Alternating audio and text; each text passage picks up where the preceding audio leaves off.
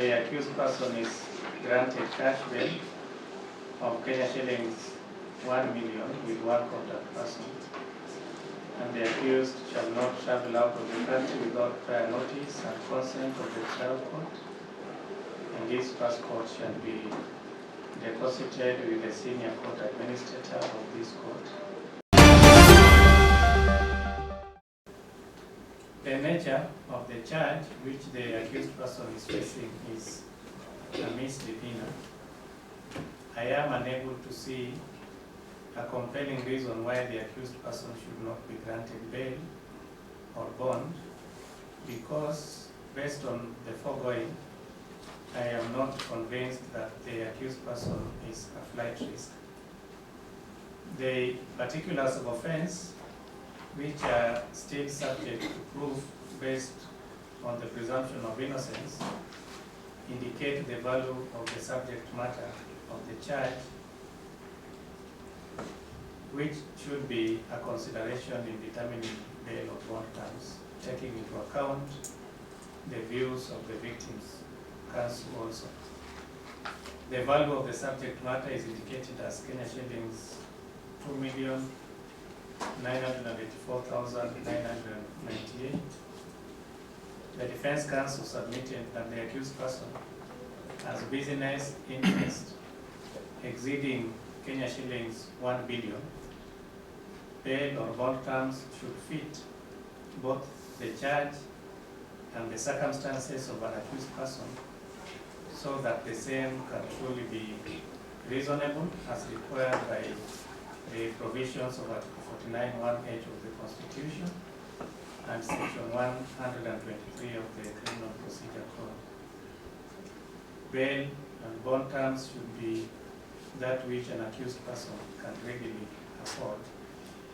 And based on the foregoing reasons, based on the foregoing considerations, the accused person is granted cash bail of Kenya shillings 1 million with one contact person, and the accused shall not travel out of the country without prior notice and consent of the trial court, and this passport shall be deposited with the senior court administrator of this court, and the trial shall be fast-tracked. Orders accordingly. Much obliged, Your Honor. Thank you very much. You're welcome. When will you be available for quick time? Your Honor, we are available as soon as the court allows. Save that we wanted to. There was another file. Yes, we're dealing with them one after another. Okay. So, calendar is covered like 14 days from today. If the prosecution has documents, you are ready next week to proceed with the trial. How soon will you be able to supply? We now extend the order.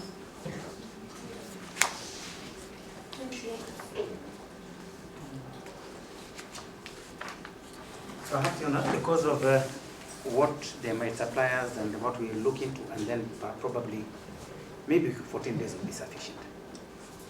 14 days from today is 20. That's what I said. Oh, I had the 20th. I think I'm getting slow.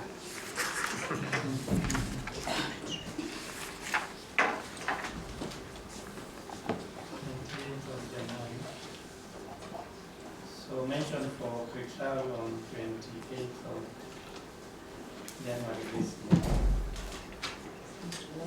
Much. And perhaps the parties can attempt an out-of-court settlement and update the court on that thing. We shall try that, Your Honor.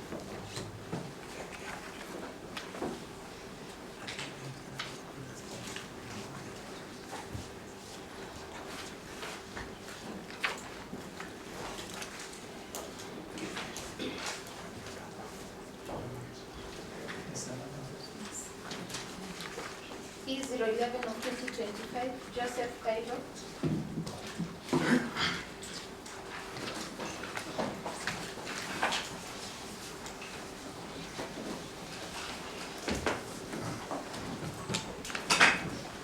Your Honor, in that matter, for the accused, we have Mr. Khalif Ombeta, Mr. Danstan Omari, Dr. Aoko, and myself, Ms. Martina Swiga.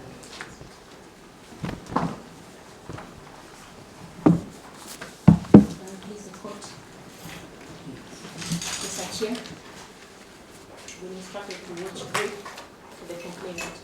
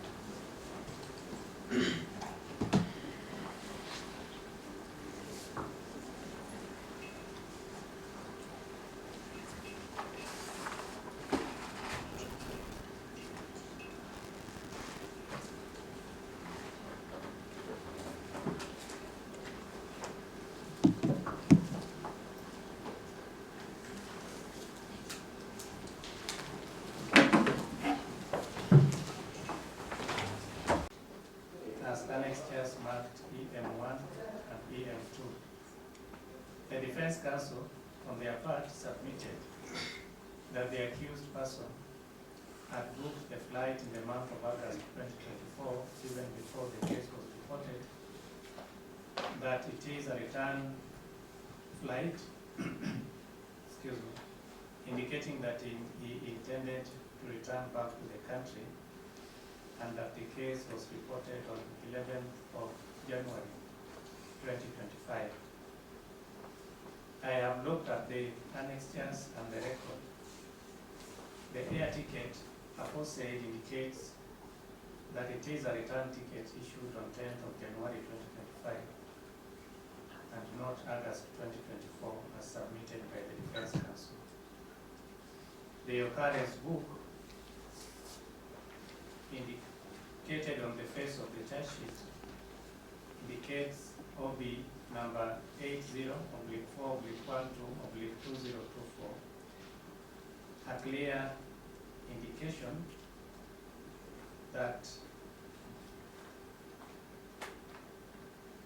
the complaint to which this case relates was made or reported on 4th of December 2024 as submitted by the prosecution counsel, and not 11th of January 2025 as submitted by the defense counsel.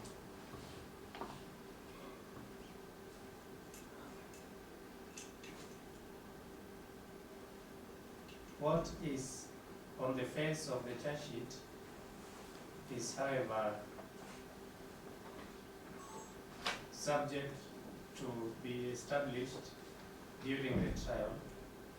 What is clear, therefore, is that the submissions made by the defense counsel are not consistent with the documentation on record. What is not disputed is that the accused person had obtained an air travel itinerary in which he was scheduled to travel out of Kenya on 13th of January 2025 and to return on 20th ultimo. In the course of submissions, the court was shown the accused person's passport in support of submission that he is a business person who regularly travels out of the country and returns. Indeed, his passport shown to the court has several exit stamps and visas. Every application for bail or bond must be considered on the basis of its own peculiar facts and circumstances, as stated in the case of Roy Bashi Mutanja 3 others versus Republic, 2014 EKLR. In this case, the accused person was scheduled to travel out of the country. He has previously traveled out of the country and returned several times, going by what is indicated in his passport. The submission that he has a large business interest in the country is disputed. There is no allegation that by the time he was obtaining the air ticket to travel out of the country, he was aware that he was being sought by the police and therefore needed not to leave the country. The accused person is facing a charge of cheating, contrary to